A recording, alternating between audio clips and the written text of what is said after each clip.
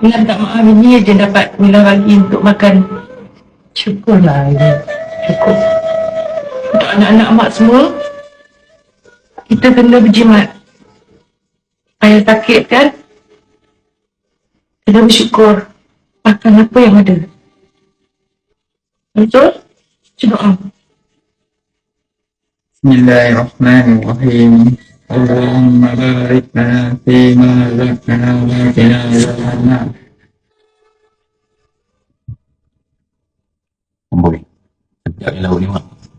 Dah lama Syam tak makan lauk macam ni. Makanlah. Nah. Syam, berapa tahun lagi belajar? Lagi 2 tahun, Mak. Alamak, jangan risau, Mak. Syam percaya hanya pelajaran je yang boleh mengubah hidup kita. Mak tahu. Cuma mak risau.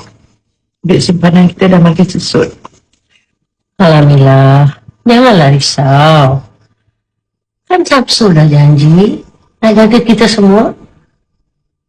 Kan dah jaga kan? Apa lagi?